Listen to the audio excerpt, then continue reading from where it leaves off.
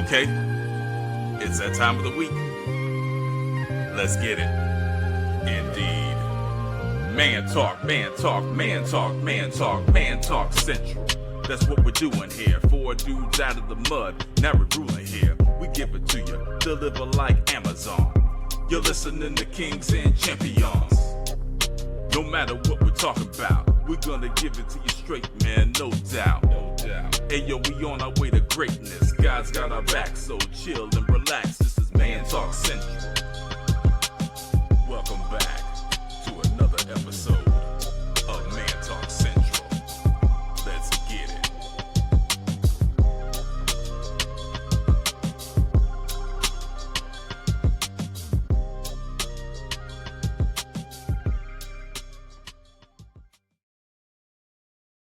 Good morning and welcome back to another episode of Man Talk Central, where experience meets perspective and nothing's off limits. No filters, no fluffs, just raw, uncut conversation.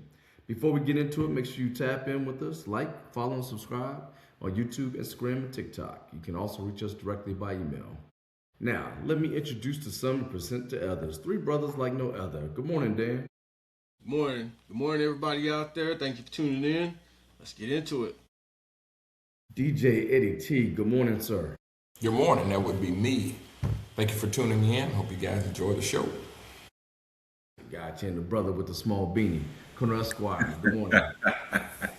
Good morning, everybody. Good morning, gang. We got a great episode. Looking forward to it. Let's go. Awesome. And I'm your host, the law-abiding citizen. Here's what we're going to talk about today. Dalton Eatherly. Dalton Eatherly.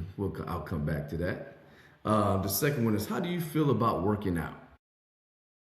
Third topic, are family reunions necessary? Are they important? Are they even relevant? Work relationships. What are your thoughts? So we're going to start with Dalton Eatherly, otherwise known as Chud the Builder. Freedom of speech, self-defense. Apparently, this guy got himself into a little tiff that has cost him about $1.25 million in bond for his provoking individuals, and individual decided to take it to himself and put fist to mouth. Was it self-defense? Was it right? I believe Chud pulled out his gun because he's a active carrying card member, probably part of the Republican Party, no pun intended. However, he ended up getting shot with his own gun. But anyway, I'm gonna let DJ Eddie T start this one off. Talk to us, sir. Yes, sir. Well, I appreciate you. Never heard of the gentleman before this week. That's a weird situation. I don't understand why the gentleman would walk around. I guess he's known for walking around and provoking folks, doing things of that nature. You're looking to cause trouble. That's not a good thing. I see these guys going around playing jokes on people a lot and read a lot about them getting hurt, but this guy here, he seems like he wasn't joking with this particular individual. The individual warned him that he had PTSD, and he still continued to provoke him. He told him, don't say that to me. He continued to provoke him. So I feel as if when a person does things like that, I think the self-defense thing should go out of the window because you are provoking someone. And I noticed in Tennessee, they had stated that if it can't be self-defense if someone comes at you, like if they want to fight, they're coming at you with your fist. You can't come back at them with a knife or a gun. So obviously different states have different laws, but anytime someone comes at you and you feel as if you're being attacked or, what's the word? Well, obviously self-defense, you feel as if you're being bothered in some sense. I think that you should be able to defend yourself, but with this guy having the record that he's had for going around and messing with people, people have learned about him and people are prepared for him. Well, this particular gentleman was prepared for him. getting to the court part of it, I mean, that's going to be hard for Chud the Builder to have a defense because of all of the, I guess, the recordings that they have of him, video of him, you know, provoking this gentleman. So I don't feel bad for him at all, but I think this is going to open a new can of worms when it comes to self-defense in not just Tennessee. They may change their law, but in many states, I think people will begin to review how they look at self-defense. But again, when you're provoking someone, I think you have every right to defend yourself. Yeah, great points, great points. You know, it's pretty interesting. I think about my youth and how I would take names and somebody calling me the N-word, and it immediately caused me to feel a sense of hostility, you know, for various reasons. And I can remember sitting out countless games because I couldn't control my temper, my emotions. So I felt threatened because you never know what that person you're talking to. You really never know what's going through their mind at that time. Brother Dan, what are your thoughts, sir? Yeah, this guy has had a history of provoking individuals of the African American persuasion, I guess we could put it that way, calling them out of their name, calling them the N-word. He's got multiple live stream that he's been doing, walking around and just provoking people. And then, you know, when he gets a reaction, you know, somebody is chimping out, is what he likes to say, which is, you know, in itself racist. Then, on top of that, when they come to him and they want to actually do something about what he's saying, because obviously they're upset, he threatens them with either some spray, pepper spray, or mace, or whatever he has, or his firearm, or some other type of weapon. We got 18 rounds for you. We ain't got nothing else. Don't follow me in my truck, nigger. Like, I mean, you're pandering to the nigs, bro. We already know that's what you're doing. Go and check. Yeah, you too. Go chimp out. Nah, you watch what you say. Or what, nigger? You want to get maced right now or what? Come on. Come chimp out. So you're actually provoking a situation on purpose, and when somebody reacts, then you're going behind it and trying to do some other, escalating it to another situation. And to be honest with you, when you start to look at the whole situation with this individual, he's been known to do it for so long that I guess the people are desensitized to it. He's going to different spots in Tennessee, and for some reason, he got what he wanted. And this gentleman decided to, as DJ Eddie T put it, he had a episode. He is a veteran. He did have PTSD. It is documented, and it triggered him. So they got to doing what they're doing. He pulled out his gun. Lack of better words, he cheddar bombed himself and shot himself and shot the other individual in the stomach.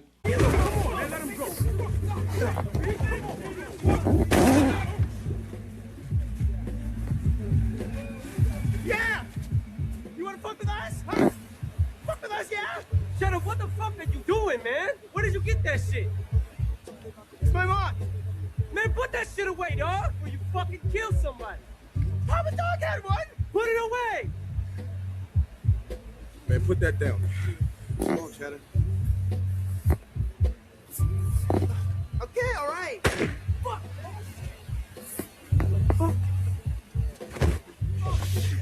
Let's get out of here.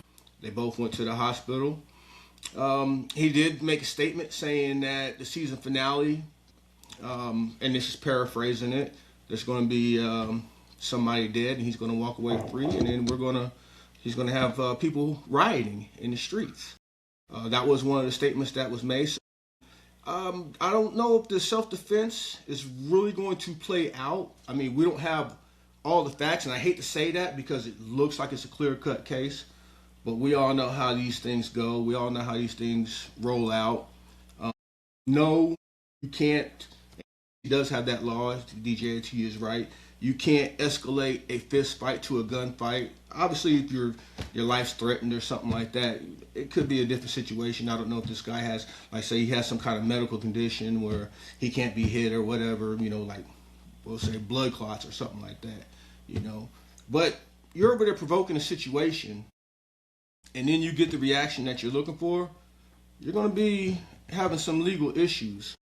Now, he's going to looking at 1.25 million in bond, and I don't know if y'all seen the court hearing. I think he pretty much closed his eyes, and I think he's starting to feel it. Some of the white supremacists, or so-called white supremacists, allegedly white supremacists, are denouncing him. There's a lot of people denouncing him. Even at his own hearing, his family didn't even show up to his own hearing. So this gentleman had a business. Obviously it's not lucrative anymore. He's in a tough situation that he put himself in because of his racism. He does have a lot of followers, and if you look, there's a GoFundMe for him, and there's a GoFundMe for the victim. It's raising a little bit of money, but I don't know if that's going to be enough to get him out of his situation. And I don't even know if his lawyer can defend him on this one. From what we've seen, obviously there's, they're going to go into other legal aspects of it. But from what we have right now, what we see right now, this guy's looking to be put away for a long time. And hopefully it's a message to the people out there that, hey, you shouldn't be provoking these situations. We're already having a hard enough time with the country being divided as it is. So. Great point. Great points. Plural. I like your shout out to MC Cheddar Bob. Just want to throw that out there. That'd be a good clip. And sticks and stones may break my bones, but words will never hurt me. Colonel Esquire, talk to us.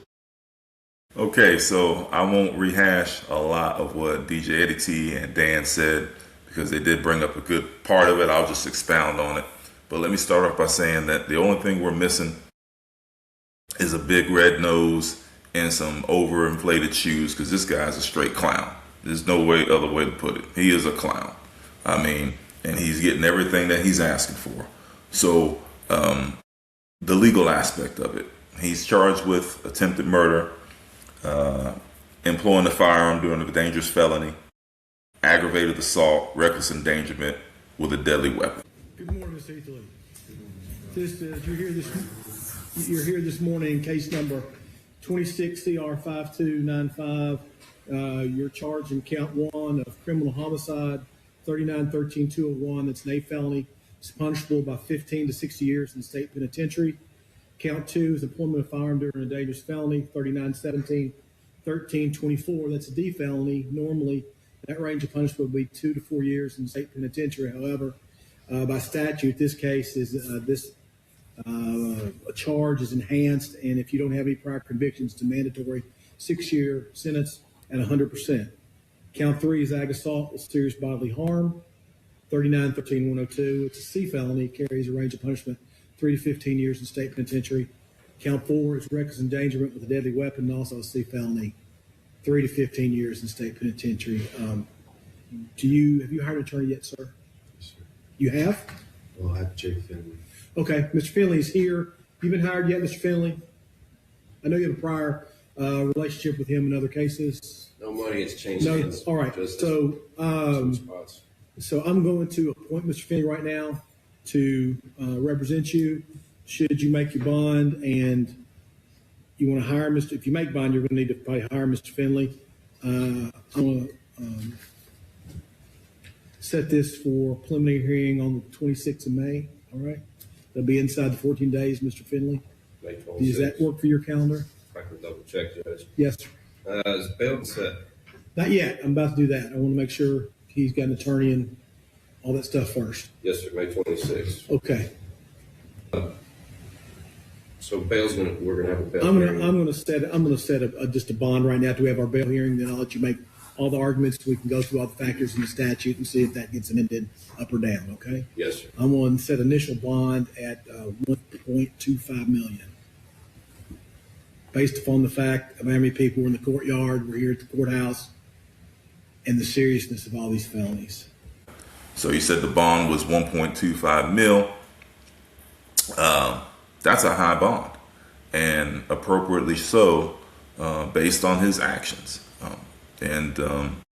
Yes, to Dan's point, DJ DT's point, he's made a living, and I will, put some of the clips in there just for the viewing audience, just letting you know this guy's vulgar, grotesque, really inciting hate with his words. It's just stupid. It's almost to the point where I don't really want to post it because I know it's probably going to be a trigger for some people. But people like that need to be exposed.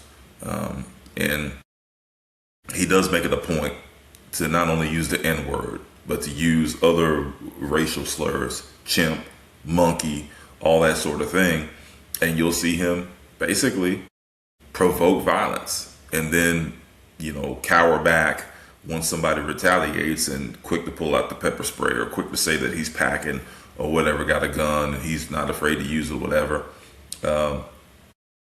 Apparently he didn't, from the information that we've received so far, he obviously hadn't been to a gun range because he doesn't know how to use the gun that he has, because how you going to end up shooting yourself? But that's another story. On top of all that, he needs some training. But I said all that to say this. Let's get into what's next for him. I know that there's a bond hearing coming up next week. And for those of us who don't know what a bond hearing is out there, his bond's set at 1.25 million. And so a bond hearing is where his attorney is going to argue and try to get the bond reduced. I don't see that happening.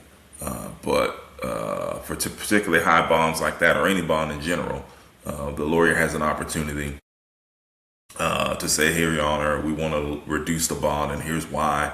And then, of course, the state's going to have all their reasons why the bond should stay the same, if not be increased. So I don't even know how that's going to work out, but he should stay in there or at least pay the bond. Which I don't even know if he's going to be able to use the money he has because GoFundMe and other nonprofit, what do you call it, crowd sharing or fundraising platforms like that, there are certain terms and conditions. So I know with GoFundMe, if, depending on the crime, if it's a violent crime, you can't use the money for that. You can use the money for legal purposes, like if you child custody or civil action, stuff like that. But for violent crimes, nah, I don't think GoFundMe is going to let you use that. So we'll see. But regardless, after the bond hearing, what's next for him is called a preliminary hearing. A preliminary hearing is where it's to determine if there is if there was probable cause to charge him for what they charged him with. Now, probable cause, ladies and gentlemen, is a low burden of proof, and based on, his own statements, based on the video, based on the police reports, that definitely meets probable cause. And so they do that for every felony charge, regardless of what it is. The defendant has an opportunity for a probable cause hearing to see if there's enough proof there that a crime's been committed. So he's done. And he should be done because he's made a living off of trying to provoke people. He's hiding behind the First Amendment, which there is no protection on First Amendment. If you're the aggressor, if you're the initiator, you can't just go and, call somebody out their name and do all that type of stuff. And then when they retaliate, freedom of speech, I can say what I want. No, there's no protection under freedom of speech. And he knows everything. He should know that there are plenty of cases, Supreme Court cases, state cases that support that. You can't go into a building, yell fire, and then be upset when they arrest you. You can't, do what he does, call somebody and incite violence by calling them the N-word and monkeys and all that kind of stuff. And then when he gets popped in his jaw, now he wants to clap back. No, that's not how it works. And I know I'm going off a little bit, but I'm going to take it to another level because as much as I would love to think and say that because of the race issue, he's going to get his, I don't even think it's going to come down to that. Okay. He's in Tennessee. He's in Tennessee. He's doing that among all places. What do you call that place? Music Street? Is that the tourist area? Oh, in Nashville? In Nashville. Music City or whatever the case is, where all the bars and all that. He's doing a lot of that nonsense there. But in addition to that, here's the big issue in my opinion. Tennessee, like Oklahoma, is a constitutional carry state, meaning you can open carry, you can conceal carry, you don't need a permit.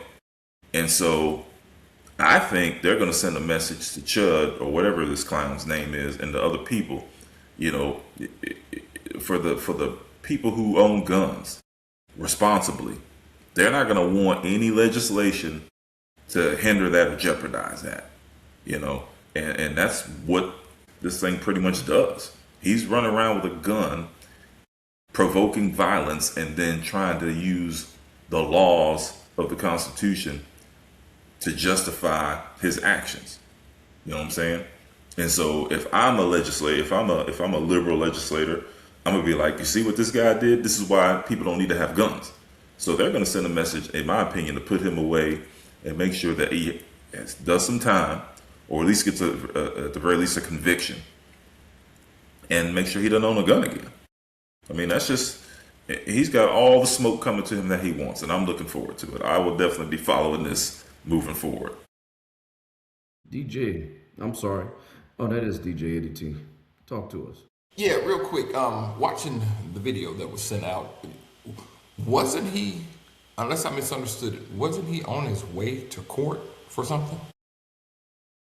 He had got arrested for, he skipped a bill basically. He was supposed to be at a restaurant and he didn't pay his bill, so they got him for that. So he was getting out, so he was in the courtyard, I believe, or the court area. And that's when he started acting a fool with this other gentleman. And then that's when they got into the altercation. But you said that he was coming out of court, or he was in that area. Now, I don't have the clear cut of whether he was just coming out, because, you know, obviously you have your firearm on you. That was my point. I was like, didn't he just come out? Been released, yeah. You know what I mean? They just said he was in that area.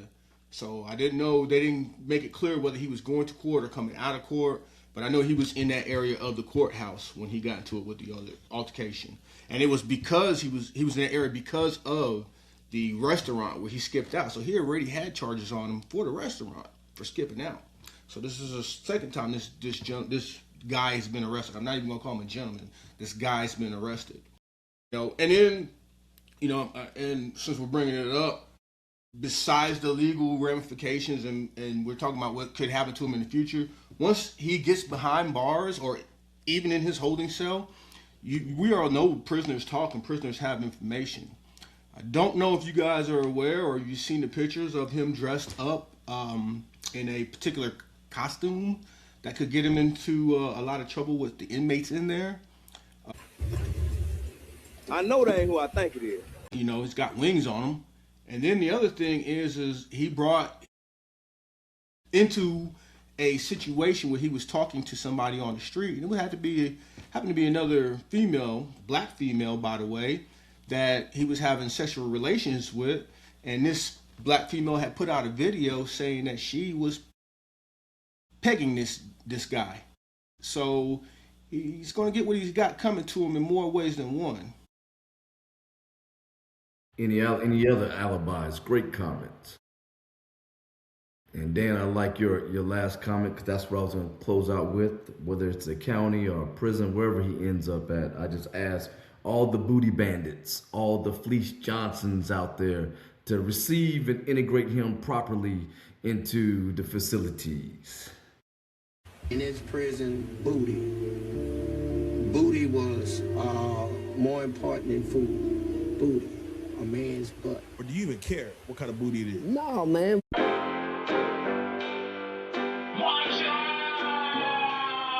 You You better watch out for the wolves. Watch out for the wolves. Watch out, watch out, watch out for the wolves. You better watch out for the wolves. Watch out for the wolves. Watch out, watch out. Watch out for the wolves. Watch out for the wolves, cause they dressing up like sheep. They sneaky and they subtle when they walk around and creep. They watching when you sleep, and not just when your eyes are closed. Looking for a way to knock you down like some dominoes. So stay alert, stay awake, stay vigilant. A real one versus the wolf, know the difference. Pay attention, they gon' study like a test. Yep, they get you when you're down, never try you at your best. Always wishing that you fail, never ever for success. Got your life cleaned up, they gon' try to make a mess. And fill your life with stress, and take your happiness.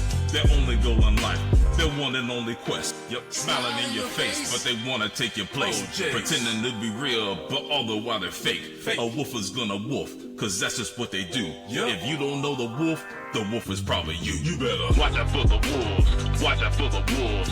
Watch out, watch out, watch out for the wolves. You better watch out for the wolves. Watch out for the wolves. Watch out, watch out, watch out for the wolves. You better watch out for the wolves. Watch out for the wolves. Watch out, watch out, watch out for the wolves. You better watch out for the wolves. Watch out for the wolves. Watch out, watch out, watch out for the wolves. Everybody's got a wolf that they probably go to work with. Just another clown trying to get you in the circus. Acting like your friend, but they have a hidden purpose. But you won't see it if you're only looking at the surface. You gotta go deep, beyond what they're telling you. Forget about the price. Look at what they're selling you. Frontin' like they're helping you. But behind closed doors with the boss trying to sabotage your revenue. Speaking from experience. Hard knocks, a thief will steal your stuff even when the car's locked. When something bad happens, then they all mock, but I still shine like diamonds. Argyle socks, never let them see you sweat. Don't get nervous, keep your eyes on God, He will keep you for His purpose. Amen. Let the Lord do the fighting, He will bless you, even if He's gotta move you to protect you. Watch out for the wolves, watch out for the wolves. Watch out, watch out, watch out for the wolves. Watch out for the wolves, watch out for the wolves. Watch out, watch out, watch out for the wolves. Watch out for the wolves, watch out for the wolves. Watch out, watch out, watch out for the wolves. Watch out for the wolves. All right. And speaking of taking things into your own hands, let's shift gears a bit. How do you feel about working out? From self-defense, right, to self-discipline? Let's talk about working out. Is it a grind, lifestyle, mental escape? What do you keep telling yourself to get you started on Monday? Let's start with you, Dan, my man. I'm not gonna lie, it's been a long time since I worked out, and I need to get back in the gym. I ain't even gonna lie. You know, rounded to shape, and that's what I'm at right now. Prior to that, the reason I did work out was because of my profession, to be honest with you. Obviously, in the military, they make us do PT, and then being an overseas contractor, you gotta stay in shape for some of the areas that you're in, because you never know what you gotta do. So I had a reason to work out. I had a, and now that I've been out of the gym for a little while, physical ailments, I guess is the best way to put it, and time have caught up with me, because you can't escape Father Time. And the fact that I want to see my family and be with my wife a little bit longer has given me plenty of motivation to get myself back into the gym. So I got to get moving to it. It's one of those things where you try to do the best you can, and you want to be around to see your family and to be with them as long as possible. Motivation is a hard thing, but it's something that you have to dig deep down with yourself. Nobody else can motivate you. It just has to be your own personal reasons, and that's what I firmly believe. You just have to find that key of why you need to go take care of yourself.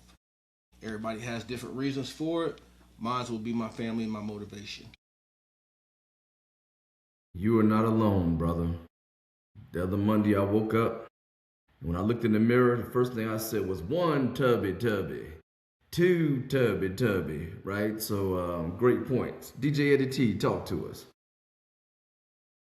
All right. I think the last time I truly worked out was 1989. It's when I graduated the almighty Glenpool High School. Since then, I have not worked out. I think that as you get older, though, you need to start thinking about your health, as Dan stated. Now, here within the last year or so, I have gotten a bike. I was doing a little 2 and 3 miles in the neighborhood every evening. Kind of fell off that. Then I started doing jump rope. I did 100, a day, just, to try to kind of do some kind of physical labor because, back in my rodeo days, I didn't need to work out. That was a workout. You're running down, flanking calves, tying them, riding horses and stuff. People don't realize the shape you have to be in to do that. And there are some guys that are of bigger build that are extremely good at what they do. But with the way that I was made up, that was my workout. But now that I've hit that double nickel, I can see differences. I can feel differences. So right now I'm just at that maintaining point. I got on the scale the other day and I was 226. 233 is the heaviest I've ever been. I never want to get up that way, get up to that weight again, me personally. When you have to take a run and start to, clip your own toenails, I don't want to have to do that. So I just want to make sure that, I don't have to do that. I can. But anyway, I just want to make sure, again, that I'm in shape, I'm around for my boys, for my wife, for my family. For every Saturday morning meetings that we have, I need to make sure that I'm in shape for that. I want to look good in a t-shirt. So I need to get back after it. I'm looking through some of the messages we're receiving. They want you to video you running and, clipping your toenails so we can post on YouTube. Nah, great points, Eddie T. Great points. Colonel Esquire. Yeah, let me know when y'all post that because I will not be tuning in.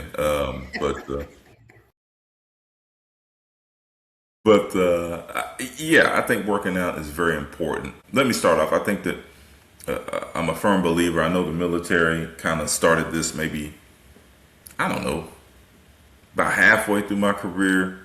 I don't know if they're still doing this now, but they were focused on, and I'm sure all the branches do it, they were focused on this comprehensive fitness movement where, and I agree. I mean, they wanted you to be all aspects of your life, a spiritual, physical, emotional, financial, and then depending on who you talk to, there's like a psychological part. But to me, it's all the same thing. When I was teaching, I tried to have that mindset with the kids, all aspects of fitness. And physical fitness is a good part of that. I will say that if it wasn't for the military type lifestyle, and let's be honest, I didn't really start getting serious about working out until like toward the latter part of my career versus the beginning. I was just doing it because I was told I had to do it. Well, you have to pass a physical fitness test twice a year. So I'd basically do what I could to make sure I could pass that test. But I really didn't. It was about 15, 16 years ago when I went and they told me I was pre-diabetic is when I really started like, okay, well, man, this is probably an eye-opener where I need to start like maybe cleaning up my diet a little bit, which I still need to do that. But as far as really started getting on the workout thing, because you can't ever outwork your diet, in case you guys hadn't realized that. The working out is good. It's a stress relief. And when I mean working out, there's a lot of people that don't like the gym, and I get it. If you don't like the gym, you don't like the grind of going and lifting weights or whatever. But to DJ Eddie T's point, rodeoing, that's intense labor, physical labor, activity. People do hiking, people do all kind of stuff. If your job, construction or whatever, if your job takes a lot out of you as far as working out, physical activity and keeping you active, I'm all for it, but I think everybody should do some sort of physical activity. It's just a good stress relief, I think. But most people don't like the gym, so I can see why you wouldn't stick with it, because it's hard to do something you love like that, much less something you hate. You know what I mean? So, because I'm not really a hiking person. Like, I would do it, but to spend all my times out in nature walks and all that kind of stuff. That's not me, but I do like the gym. But I think it's very important as far as stress relief for a lot of reasons, especially for men. We get older, you got to keep that blood flow going. You got to make sure you take care of the home, and that's really, keeping it real. That's really when I started like, oh, I'm decreasing in this area. Oh no, I got to get on it because I can't have that. We got to be with the, there's a guy on Facebook selling like supplements and herbs, and he's always got me laughing. Dirty Roots Herbs or something. He's always saying, you want to be bone rock, you want to be laying wood and construction zone and doing all this type of stuff. So your body is keeping score. You have to live as a person that loves themselves, and many people are not living like that. And what I'm saying is not that you can't do your favorite thing sometimes, but it's every day. And so your body keeps a log to when you really need your body to perform, your body calls out sick. Your body says, no, I don't care if Chris wants to tear the brake pads off of Crystal's cervix tonight. I'm not going to let this guy get bone rock. Why? Because he's been drinking. He's put too much toxins in the liver. He shut down the kidneys. He has a diet that's non-hydrating. So it's dehydrating. So there's no blood flow. So we're not going to send any blood flow for his Johnson to get piped solid. So yeah, that's really why I think we should do it. I mean, I know that's obviously a selfish reason or whatever, but you want to be around for your family. You want to be able to, playing with my grandson like a month ago. Threw my shoulder out playing catch. You see what I'm saying? Like the simple things. I'm trying to go around in a sling, trying to get steroid shots and all that. So just another reminder of how fragile we are and how active we need to be and take care of ourselves. And so I think it's important. I would encourage everyone, not just the four of us here, but people in general, just get some sort of activity. Obviously we can't work out like we used to, but just a little bit every day, get our Richard Simmons on, we'll be good. I don't know about them outfits though. You know what I'm saying? Hey, I want to dance with somebody. Hi! Hi! Hi, everybody! Hi! Hey, come dance with me! Come dance with me! Come on! And you, come dance too! Exhale. That's it. And again, 5, 6, 7, double touch. Side and side. Now walk up 4. 1, 2, 3, 4. Now double here. That's it. You're doing fantastic. Back. A low diagonal. Side. Now heel. 1, 2, 3, and 2 hard. These are for you. Side. Now lift and lift. Side. And lift. Now come up and open arm. Take it up. Snake back. And 2 hard.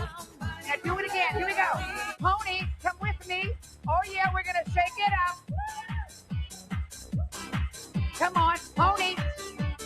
You got it. We're going to shake up those calories. High pony. Up. A dip shift. Again. And again. Dance all night. Dance with us. A dip shift. Side pony. But one thing we didn't talk about is sleep, right? A lot of times people don't realize how important sleep really is to your overall development because your body has to rest and repair itself. We all go through different phases in our life. Like I couldn't even gain weight, for years. I always thought I was going to be a small guy. Then all of a sudden, that scale said 238. I swear to God, I thought it was a ghost in my bathroom standing on the scale with me. I was like, who the hell is 238? But then I start realizing, because, as we age, certain things happen, we start taking medication. We really got to look at the medication that we're taking, because sometimes that can have a direct reflection on weight gain, on why you're bloated, so on and so forth. And then if you have 4, 5, 6, 8, 12 different pills, they might have a conflict with one another. And just speaking from, I'm not throwing the VA under the bus, because the VA is not bad everywhere. However, they don't do a great job they just administer medication. Take.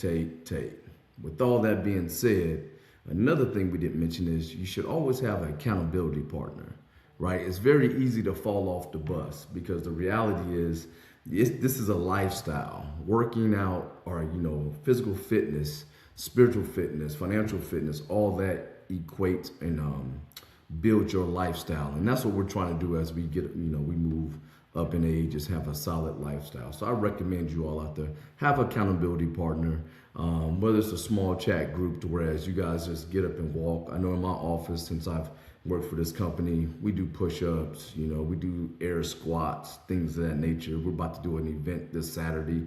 Everybody's not going to be able to do all the obstacles, but it's just about being out there, showing support, esprit de corps, all that great stuff.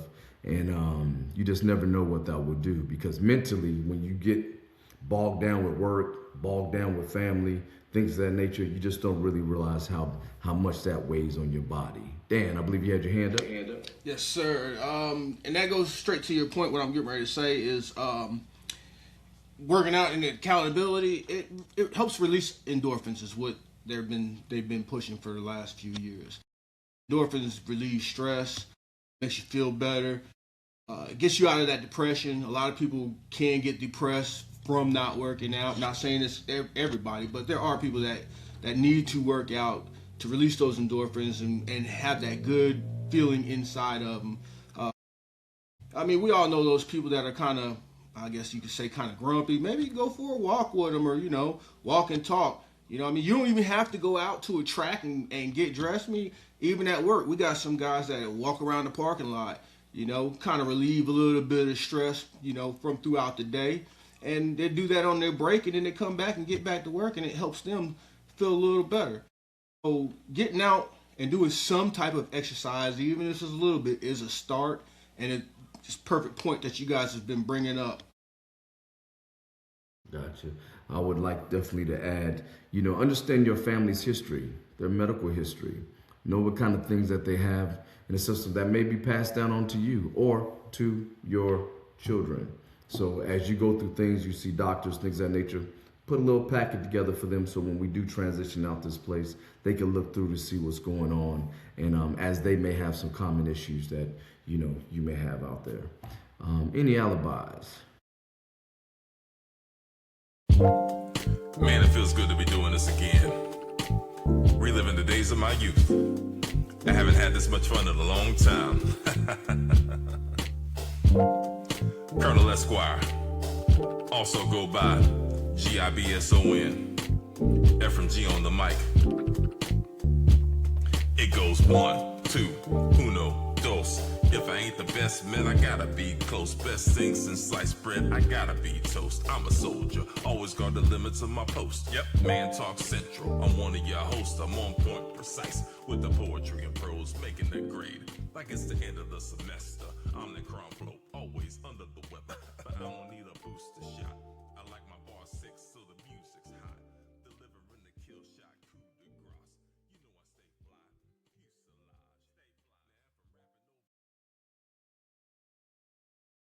We're on the topic of routines. So what keeps us grounded? Family reunions, are they necessary? I'm gonna start with you, Colonel. Ironically, we was talking about this last night, so I'm gonna start with you, Colonel Esquire. Well, let me just say, apologize to my family, because I am not the best of keeping up with family reunions. I know when I would go and visit as a kid, haven't been back. I would go back every now and again, but not really keep up. I don't know what it is. I don't know, but I think it's important. I know back in the day it was like, you need to go see who your family members are, so you won't end up marrying your cousin. Stuff like that. That was a big concern. You don't hook up with your cousin. I'm like, okay, well, I think we know who our cousins are. I'm not going to run into them at the club and be like, oh, okay. But anyway, I digress. But I think it's important. I think it's kind of ironic because it seems like the more access we have to technology and social media and keeping up with people, it seems like we're further apart, because it's so much easier to maybe follow somebody online on social media, kind of keep tabs on them, maybe send them a message. But as far as picking up the phone and calling or actually going down and organizing, I know in our situation, the generation before us that was kind of, pushing family reunions and organizing it, they've got older, so they're not able to do it. And then the generation behind them seems, less interested in doing it. And of course, you know how we are, our people. It costs money. So when you send out the donation forms, hey, we need, $30 for the t-shirt and all that, nobody wants to pay. So I know that there's all those things that happen. And I'm just speaking from, my personal experience with family. I can't speak for anybody else's. But to answer your question, I think family reunions have a purpose.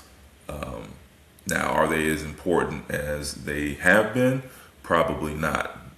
Does there need to be a new emphasis on them? I guess that depends on your family. I guess everybody has a different family dynamic. But yes, I do think you do need to know who your family are, and your family's who your family is. You know what I'm saying? I know you don't get along with everybody in your family, but I mean, I think that there is a place for them. It shouldn't only be when tragedies take place where you get together. You should enjoy the good times with your family. But I know that I haven't done a very good job of doing that. So I'll probably leave the rest of the conversation to the three of you all. It's funny you talk about tragedies bringing people together. Sometimes tragedies turn into meet and greets because you don't know who's in your family. DJ Eddie T, talk to us. Yes, sir. I come from, let me say, the Taylor side of the family. My grandfather, my dad's dad, he believed in family reunions. That was his thing. When he got older, he told my dad, as well as, my aunts and uncles, some of the cousins, older cousins, hey, whatever you guys do, continue to keep the family together. And as we've gotten older, the Taylor family was never really large. A lot of I guess my dad's siblings, a few of them had, 4, 5, 6 kids. And then others, we were just only children. So like I said, the Taylor side was very small. So we would have reunions. I want to say every year the Taylors would get together somewhere. Now on the Rager side, we didn't have too many reunions. I think they're trying to do something here. No, that's actually my grandmother's side. But anyway, I think they're extremely important because, as Colonel Esquire stated about your cousins and whatnot, I have actually met cousins, literally met, because when I lived in Oakland, California, one of my dad's nieces had a daughter out there, and it was like, wow. So luckily we had a California connection, but she literally lived in the same city that I lived in, and we had no idea that we were related or anything like that. We didn't bump into each other, but I'm just saying, just say if we would have, that would have been, that would have been a bad deal. So I think they're extremely important, but social media has kept people in contact with one another. You remember when we used to send out Christmas cards? People don't hardly do that anymore, just due to social media. If you're on Facebook or Instagram or whatever, you see what everybody's doing. I've had people walk up to me and be like, man, your boys are huge now. Your boys, man, they're grown. Just because we keep people updated now. I guess the family reunion aspect has somewhat gone out of the window. I've always been a family person. I'm an only child. I've always liked reaching out and, wanting to be around people. So with that being said, I really feel as if they're important. I would like to get that going, but is typically when you have most of your family in Oklahoma and you live in Texas, you can't necessarily say, hey, I want to have a family reunion because nobody wants to come down here. We always have to go that way, per se. So, I guess it would be an expensive thing for getting everybody down this way. But anyway, back to the point, I think they're extremely important, just so you know kind of where you come from, who you look like. I just find family resemblance amazing in a lot of families. It's like, wow, man, look at, you see how people look, and that just those same features are just, amazing to me, and how God works. But yeah, I think they're extremely important. Gotcha. What's crazy is I've never been to a Barnes family reunion or a Phillips family reunion. About a couple years ago, I tried to put together a family gathering. They're trying to kind of get like the second generation and third generation folks together. And, it just kind of falls on deaf ears, right? One, because people get tied up with just their normal day to day. And to be able to take a break and to travel, whether it's Texas to Oklahoma or what have you. So, it's interesting. I think it's pretty cool when you have, like, a lot of our classmates, they're born and raised in Oklahoma. They're like 8th generation Oklahoma folks, and they're all together constantly. So, I find that, that's pretty unique. And before I go to Dan, DJ Eddie T. Oh yeah, real quick. A lot of it also is it comes to planning. Say when people go, I've seen things as far as a year and a half to 2 years out. Everyone is gung-ho initially, but the closer you get, people start falling off. You try to say, hey, okay, because the Taylors always did it Memorial Weekend. That was just our thing. So next Memorial Weekend that we're going to meet in Dallas, we're going to meet in Los Angeles, we're going to meet in Oklahoma City, we're going to meet somewhere. But like I said, the closer it would get, people would fall off. So it's kind of like, how much notice do you give people? You want to make sure that people can plan, but then again, it falls apart. So that's another aspect I was just thinking of. But anyway, no, that's a great point, because sometimes people are not able to schedule because they're trying to worry about everybody's calendar, right? And I always tell people, you know what, just put it on the calendar. Whoever can make it, make it. And out of the people who say they're going to be there, at least 10% is going to drop off. You always got to account for that. But Brother Dan, come. Yeah, that's a very good point. Is trying to schedule it, and then see who can make it, who can't. I've never been to an actual family reunion. We've been to family gatherings, or we've been to get-togethers. We tried to have family reunions before, but due to conflicts of schedule, we'll put it that way, a lot of people couldn't make it, even when you plan out for a year ahead in advance. But what I did try to do, or me and my wife tried to do, was our kids, when they were younger, get them out to meet their different cousins and different relatives. It's little small settings, but at least our children know who is directly related to them, so that they can have those relationships should they choose to later on down the line. Obviously, as growing up, you have those relationships, and then you may fall out or you may stay true. But I try not to influence, and I hope my wife tries not to influence our kids' relationships with their cousins or their aunts and uncles, regardless of how we feel about it. So it's, all the differences you would hope could be put aside when you do have a family reunion and you do eventually get together. Sometimes you can't. But I think the good thing about most families, and I know this is true in our family, so I would hope it would be true in most families, is that, to Colonel Esquire's point, is that when there is a tragedy, we will come together. All the BS goes out the window. Let's handle this. Let's do what we need to do. You see that unity, regardless of what we feel about each other. And in that situation, everything's handled. Then when it's all over, we go back our separate ways.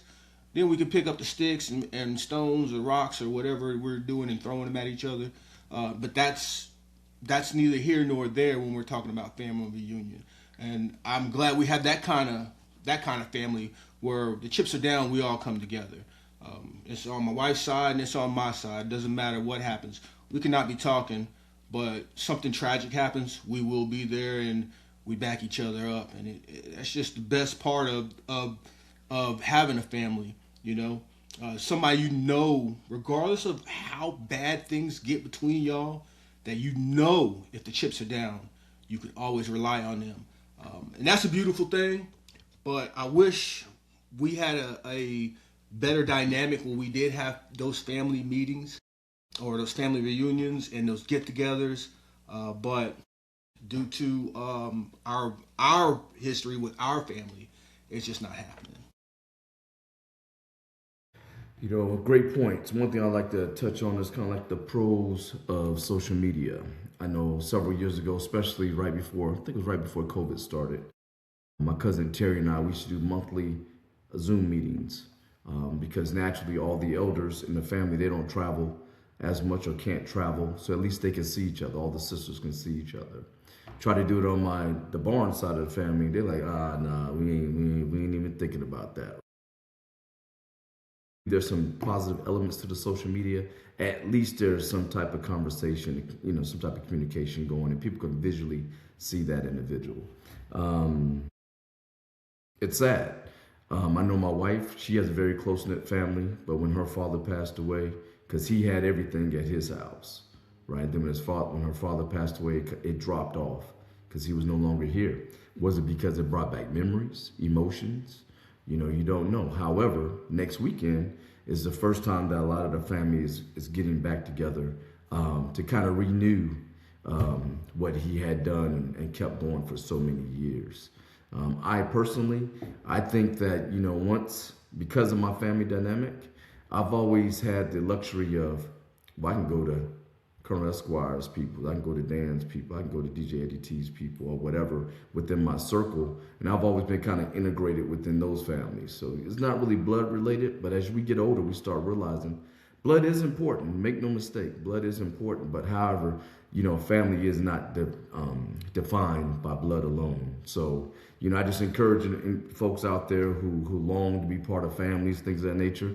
Sometimes you have to look outside your family and be connected with others to get that emotional feel. Any alibis? So with that being said, DJ Eddie T, you would be holding down the Warrior Family Reunion for 2030. Hey, you sit look at Colonel Squire's face. He already said he ain't coming. Well, we all know that he don't like people, so. Yeah.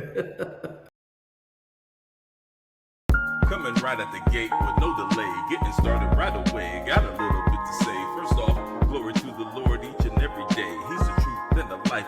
He's the only way. He's the potter, I'm the clay. What more can I say? Need to get him in your life. Hurry up, out of the way. Getting that out of the way. Now we go on with our day. Gonna keep giving you bars, cause you know my resume. Treat the music like a crime, I'm a predicate. Cause I be murdering beats with the nouns, verbs, and the predicates. Hard, never delicate. No, cause when it comes to a hater, see you later. We gotta stay separate. Bye-bye. Ain't no doubt, I'm the one you can lean on. Man talk searches what I be on. No doubt. Cause every time you turn the beat on, my flow stay hot like a furnace in your house whenever you turn the heat on. Let's talk about the relationships in the workforce, personal, professional, or otherwise. Because we spend a lot of time at work, right? 8 to 10 hours per day. Naturally, you're working with individuals, male and female, married and unmarried. Do those relationships matter outside of the professional workforce? Let me see, who haven't I picked on yet? DJ Eddie T. No, Colonel Esquire. Okay, yeah. Well, let me start off by saying that I am just now learning, to DJ Eddie T's point, I'm not really a fan of people, but I understand that people are necessary. You know what I'm saying?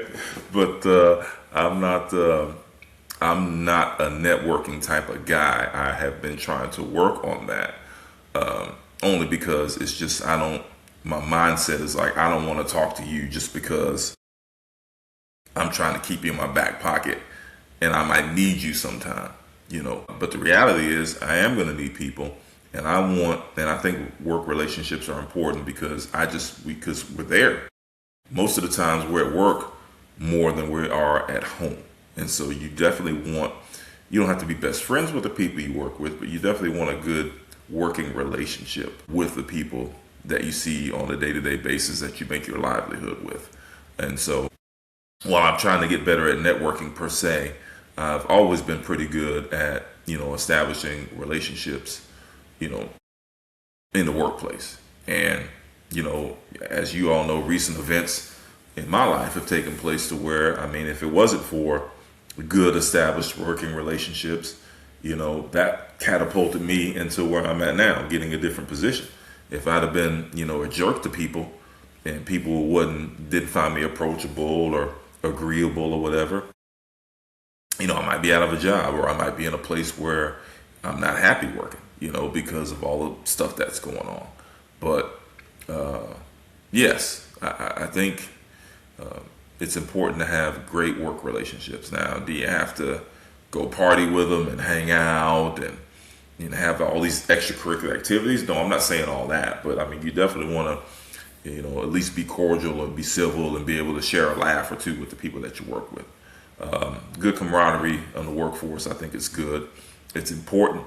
Now, sometimes we kind of venture off into having situations that you shouldn't be having, but that's few and far between, as opposed to as far as like just a general good work environment. I think it's healthy and it's necessary, because if not, people are going to be, as the kids say, you're going to be crashing out all the time. If you're stressed out at work and at home, there ain't no relief. Yeah, you're going to be tripping. So.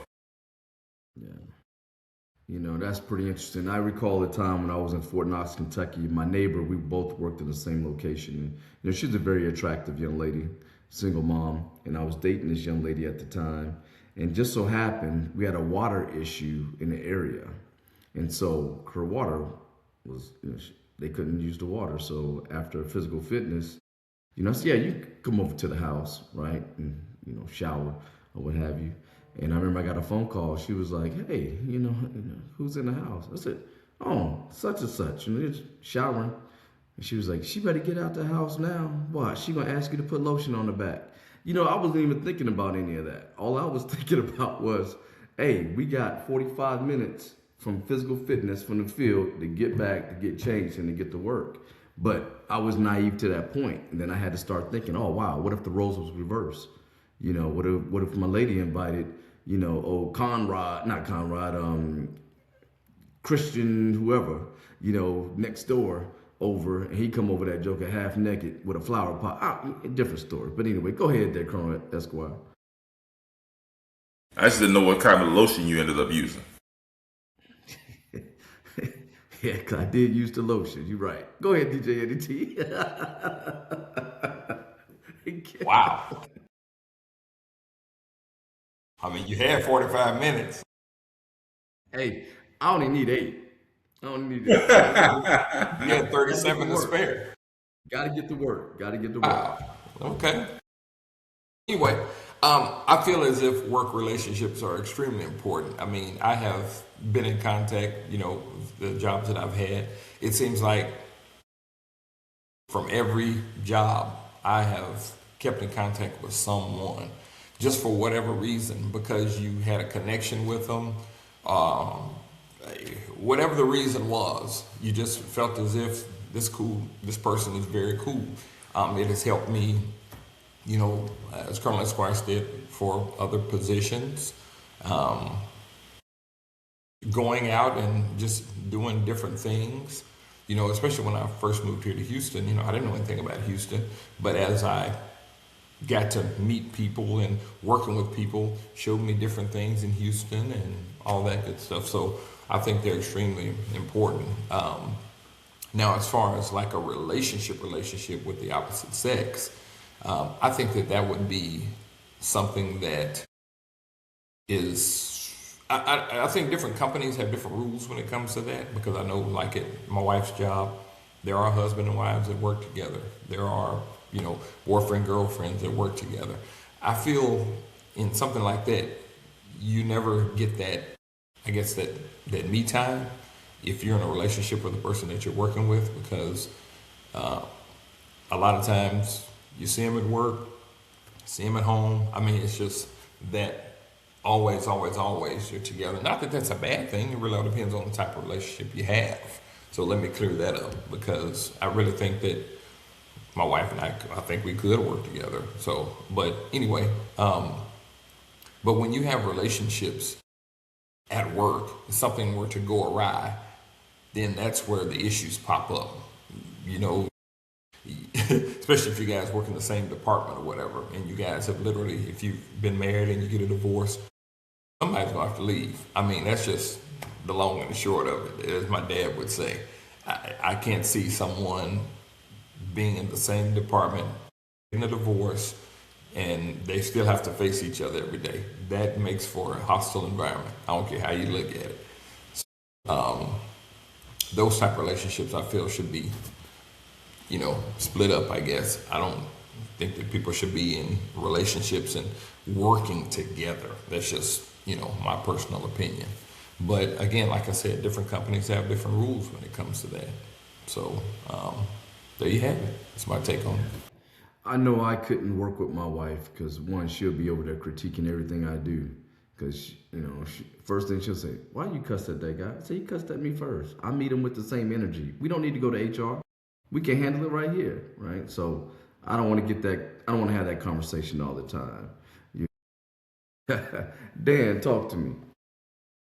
Yeah, I'm gonna start out by echoing Colonel Esquire's position, where I don't like to deal with people at work. It is very tough for me, honestly, and that's probably why I went to the career field I went to, because working with machines, it's just you and the machine. You figure it out and you move on. But now that obviously I've gotten older and in a different profession now, I have to work with people, so I am trying to build that up, and it is very difficult because I'm not a people person. So having relationships at work, as far as being friends, it's nice. You know, you be cordial. You walk through the doors. You try to put your differences, because you know there's some people that you just don't like. You try to leave that at the door. Go in, do your job, collect your paycheck, smile, be cordial, and then when you walk out the door, it's a wrap. Because some of those guys I wouldn't, and females, excuse me, I would not be seen with out in public, because let's just face it, we don't all mesh together. And then to DJ Eddie T's point, me and my wife work at the same place, in the same building. We work different shifts sometimes we work the same shifts, but she has a different position than I have, so we're not working for each other. And to your point, law-abiding citizen, I couldn't work with my wife. She would critique everything I do. You know, she'd be like, yo, why are you moving so slow? But you know, that's just how I am. You know, you need to move a little faster. Because my wife is a speed demon. She's very good at her job, but she's a speed demon, and I can't keep up with her. But we have other people there that your boyfriend, girlfriend, or, you know, husband and wives, and they work together. And they're in the same department and they do the same job. I just couldn't see myself doing that. Because, you know, to your point, Eddie T, you're going to see him 24/7. You know what I mean? You're going to, there's no separation. To me, there's no, I'm not going to say freedom, but there's no relief, you know? It's kind of like, you know, don't get me wrong, I love my wife, but it's like you like to be apart a little bit. You don't have to be apart all the time, but you need that little bit of relief from each other so that you can go back together and appreciate each other even more. And I think that's one of the big things that is hard for some of those people when they work with their wives, and then they ride together to work, they work together. So you're there 8 to 12 hours a day, then you ride back home, and then you're still stuck in there. I think that's a lot of those problems can evolve from that kind of situation. You know, you don't need to ask them how their day was, so there's no use in having a general conversation, or even because you're right there with each other talking all the time. You know, so there's nothing like that going on as far as from what I see. Could be wrong, but I don't think I could do that. Before I go to you, DJ Eddie T, Colonel Esquire and Dan, I'm gonna need both of you guys to take some soft skill training. All right, you guys got 60 days. I need to see at least 3 40-hour training certificates completed because I'm praying for you guys. DJ Eddie T, talk to us. Like you? Who the hell said I got to like you? What law is there say I got to like you? Want to stand up in front of my face and ask a damn fool-ass question like that? Talking about liking somebody. Yes, sir. I attend church with a husband and wife that work together. They own a barber shop / hair salon. And I asked them one day, I said, you guys come in together or whatever? They're like, oh no. You know, they said that they could do that. And literally he said, man, I need some decompression time. And I said, oh, okay. But then again, you know, they have different appointments set up at different times a lot of times. So, you know, she may go in at 9. He may not have a cut until 10:30 or something. So that makes sense. But I just happened to think about them when we were talking about that. But they make it work. And they said, hey, look, we enjoy working with each other. They've been married for I don't know how long. But they seem to have it together. Thank you, sir. Colonel Esquire. Yeah, I think with that situation, it's probably a little different because they got their business or whatever, and much respect and shout out to them because they on the grind, they on the same sheet of music. You know, I appreciate that. I think if you are working your typical 9 to 5 and you're with your boyfriend and girlfriend, I mean, even when things are great, it's great. But then when the breakup happens, you know what I'm saying? Especially nowadays in social media, everybody gonna know about it. And, you know, all the stuff, you SOB, you did this, you did me dirty, all that kind of stuff, you gotta hear about it. And then like being all up under, I mean, I know when I was in Leavenworth, Carrie and I worked at the same installation, and driving to work, carpooling, was stressful. So I didn't work with her. It's just carpooling. You know what I'm saying? And so you need that time away. And she don't want to be all up under me all the time. I don't want to be all up under her all the time. I ain't simping like that. So I mean, it's just, no disrespect to the simps out there, that just ain't me. So I appreciate work relationships at work. So yes, and I know that I'm probably disqualified from the soft skills training, but I'm gonna do better. RB3, I promise. Thank you. Y'all think I'm joking? I'm making a note. Follow up in July. No, go ahead, Dan. I'll tell you this, man. I used to watch a lot of Dr. Phil and Oprah when I had to do my counseling sessions, to understand how to counsel people the right way. But that's neither. I don't need to do that no more. I'm good where I'm at as far as getting along with people now. But to your point, as far as time apart, just that little drive back and forth where they're not riding together, from my point of view, it's kind of like a good time to decompress. And the people that we work with, they ride together. Some of them, they work together in the same area directly with each other. And then they ride home, and then you're together, and it works for them. It's a beautiful thing. Not going to downplay that. I think me and my wife, we like that time apart because we are individuals, but we also like to come together and bring it together. And that's just our point of view, and it works for us. I just agree with Colonel Esquire. I don't think my wife wants to be under me 24/7, and I don't want to be under her 24/7. I know I would get on her nerves, so I'm not gonna say I would get under her nerves, and it wouldn't be a good thing. And then when you have a home situation to come to work, if you guys actually work together, it does make it kind of awkward, regardless if you're getting divorced or if you're having, separation or whatever you have going on in the home, whether it's an argument or disagreement or whatever. If you guys are having issues at home, it's going to translate into work. because a lot of people can't leave that at the door when they walk through the door to come to work and put on a different hat. It's very difficult for a lot of people to do that. Yeah. When I would tell you, with the emergence of remote work, a lot of times, like I know working with my spouse at home, it was always easy to take care of things, right? You know, if she didn't hear me talking, she knew I wasn't on the call, so she can come there and see what's going on. Hey, let's do this, or vice versa. But now that I'm in the office, you know, I don't talk to her as much throughout the day. So by the time I drive back home, I'm ready for that 45 minutes to just chill, give me a little nap or what have you. But she really wants to talk. And I'm like, okay, am I be active listening, or am I just hearing, or what have you? So believe it or not, that has caused more disruption than when we was actually working together, right? Granted, different companies, but you know, that remote working really supported everything that we had going on, right? I will say from the beginning, I've always been a social butterfly. So no matter where I go and work at, I'm gonna meet people, I'm gonna talk, so on and so forth. But I've always been able to, at least 98% of the time, separate personal and professional.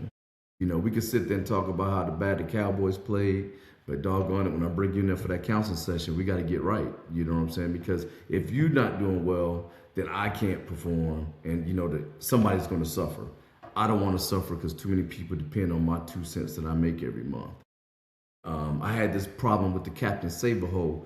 You know, I was a Captain Saberhole back in the day. No pun intended, Colonel Esquire, Central Officer. Look up in the sky, it's a bird, it's a plane. What's that nigga's name? Captain Saberhole. But should I say I wanna be saved.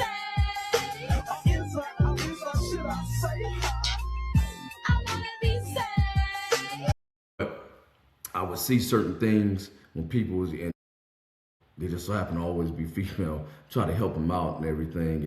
You know, I had to learn how to leave that alone, because that turned into more of a social, added, unwanted stress and perceptions, and that's what you really don't want, right? So I just advise people, when you're out there, you got these office romances and things of that nature, really think about it, especially if you have a family at home and things of that nature. It's not worth it. Any alibis, gentlemen.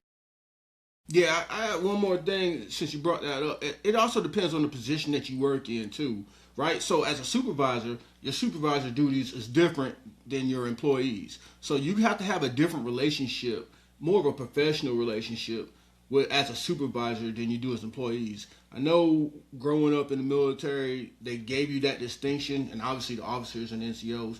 But as an NCO, you're not hanging out with the younger airmen or privates or what have you, and kind of commingling it. So you have to put on a different hat and have a different role. So depending on your position will depend on what kind of relationship you're allowed to have in some companies. Yeah, facts. You know, one thing I would say at this current job, because it's so small, right when I first get in, after about the first 30, 45 minutes, I speak to everybody. I walk the halls and I speak to everybody. Everybody knows I'm in the house, right? And I'm just, hey, what's going on? How you doing? And, you know, it's not many of us people, I'm not gonna say people, because not many blacks in our company. It's only about like 7, 8 of us, right? And the thing about it, color has nothing really to do with it. However, sometimes, you know, if people work in an environment where you don't really see different nationalities, you standoffish, you know what I'm saying? So it's like, dang, he really talked to me? You know, he's a VP, I'm an operations guy. I'm like, it doesn't matter. We're human, right? How you doing? What's going on with you, right? And I think that has helped transcend a lot of relationships that I've created over the last like 5 or 6 months, because, you know, I'm just an open type of guy. I'm that guy, you know. So I take that from DJ Eddie T. That's the first thing I learned from him when Colonel Esquire introduced me to him at the burger bar. You know, Eddie T stood up, hey, we got a new one here. What's your name? His name is Robert. Welcome to the Warrior family. No, I'm joking.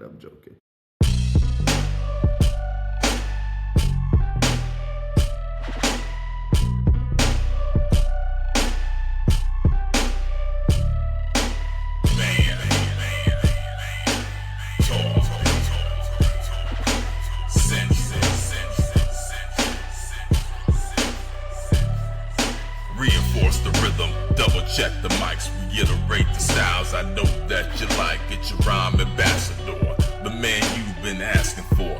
Came to kick past your door, automatic. I got the charismatic persona. Bars stay hot like I'm sitting inside a sauna. I stay away from the drama. I separate myself from MCs like a sentence has got a comma. G-I-B-S to the O-N. Thank you, Lord, for the blessings that you're showing. I get on the mic and start going. It's so intoxicating, like a .08 that I'm blowing. A hobby of mine, but I do it like a profession. Bars over bass and treble, there's no question. Yes, I'm confessing. Before I got saved, I used to pull girls like this at my discretion. But that man is gone, he went away. At war with your flesh, gotta die each day. In Christ, I'm a new creature. But on this microphone, yo, I'm still a monster that'll haunt ya. Watch me go bonkers, I might go unconscious. Flavor in the beat like cayenne and cilantro. Bars are raining in the booth to wear a poncho. Man Talk Central, 4 dudes, quattro.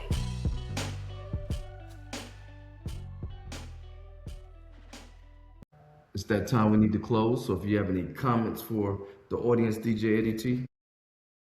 Just have a great, safe weekend. As I always say, keep God first in your life, and just keep moving forward. Outstanding. Thunder Dan. Talk to me, sir. Same thing as always. Treat everybody how you would want to be treated, and hopefully we can all get along. Colonel Esquire. Yeah, what I said before, probably a good comment to move forward on. Talked about comprehensive fitness. Obviously, spiritual health is the most important. Everything else take care of itself. Physical, emotional, financial. Just take care of yourselves, ladies and gentlemen out there. Bear with me. With your permission, I think we're going to start putting the new episodes out on Tuesdays. I think that's probably going to work best for my schedule. But like, share, subscribe. We're really going to do a better job, or try to do a better job of promoting, pushing it, especially on YouTube platform. Get it out there. You know, I know I'm not social, but I'm asking y'all to be social and spread it out on social media platforms. But, you know, we'll see you next week. Outstanding. And before I go into closing, find you a accountability partner. Whether it's your wife, your best friend, your sister, your brother, your auntie, uncle, whoever it is, find your accountability partner, set some goals that you want to do, and you guys just reach back and forth with each other to stay on tap. So with that, as we close this episode, let's pause, honoring the loved ones we've lost, appreciating those who still walk beside us, and welcome to new lives that remind us hope is always being renewed. Remember, our time isn't endless. We got more days behind us than in front of us. So choose to make the ones you have left count. Lead with kindness, act with purpose, and whatever you do with conviction. Make it your impact, make it meaningful, and above all, make it yours. We thank each of you for your support. Continue to spread the seeds of love and respect. Until next time, we the 4 brothers from down under saying peace.